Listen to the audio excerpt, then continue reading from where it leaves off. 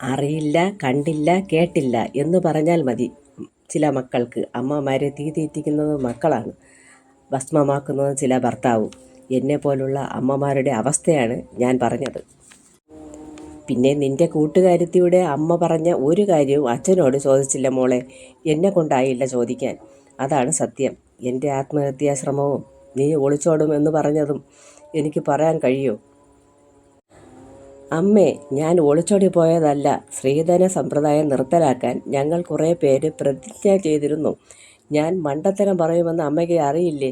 പ്രസ്ഥാനത്തിൽ പേര് കിട്ടുന്നത് നല്ലതല്ലേ മോളെ? വിനീഷയാണ് നിർബന്ധിച്ചതെന്നോ? അതെ, വിനീഷയാണ് നിർബന്ധിച്ചത്. ഏത്, മീനാക്ഷിയുടെ മകളോ? അവളുടെ സഹോദരനെ നിന്നെ കെട്ടിക്കണമെന്ന് മീനാക്ഷി എന്നോട് പറഞ്ഞിട്ടുണ്ട്. ഞാൻ പെട്ടെന്ന് തീരുമാനം എടുക്കാറില്ല. ഞാൻ പറഞ്ഞു നിന്റെ അച്ഛനോട് ചോദിച്ചിട്ട് പറയാമെന്ന്. അതുപോലെ നീ എന്താ ഒളിച്ചോട്ടോ സ്ത്രീധന സമ്പ്രദായമോ എന്നോട് പറഞ്ഞുകൂടായിരുന്നു? സത്യം പറ മോളെ, നിനക്ക് ആരോടെങ്കിലും പ്രേമമുണ്ടോ? ഒരാളെ പ്രേമിച്ച് മറ്റൊരാളെ വിവാഹം കഴിക്കേണ്ട സാഹചര്യം ആർക്കും ഉണ്ടാവരുത്. അങ്ങനെ ഉണ്ടായാൽ ആ ജീവിതം ഒരിക്കലും ഗതിപിടിക്കില്ല. കാരണം പ്രേമിച്ച ആളിൻ്റെ കൂടെ മനസമാധാനവും നഷ്ടപ്പെടും. എന്തിനു വേണ്ടിയിട്ടായാലും പരസ്പരം മനസ്സ് ഇഷ്ടപ്പെട്ടാൽ അത് അമ്മയോട് തുറന്നു പറയണം. ഒളിച്ചൊരു തീരുമാനവും എടുക്കരുത്. തുകിന മൗനമായി. നീ ശനിയാഴ്ച ഇവിടെ ഒരാൾ വരുന്ന കാര്യം മറക്കണ്ട. ചിലപ്പോൾ നിന്നെ കണ്ടിഷ്ടപ്പെട്ടാൽ അയാൾ അച്ഛനോട് പറയും. വേറെ ഇഷ്ടങ്ങൾ നടക്കില്ല. എന്തെങ്കിലും ഉണ്ടെങ്കിൽ പെട്ടെന്ന് പറയണം. ശനിയാഴ്ചയാണ്, മറക്കണ്ട.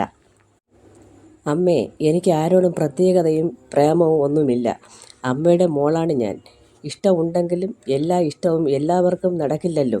ഇഷ്ടത്തിന് പ്രാധാന്യം കൽപ്പിച്ചാൽ നഷ്ടങ്ങൾ സഹിക്കാനും വയ്യ.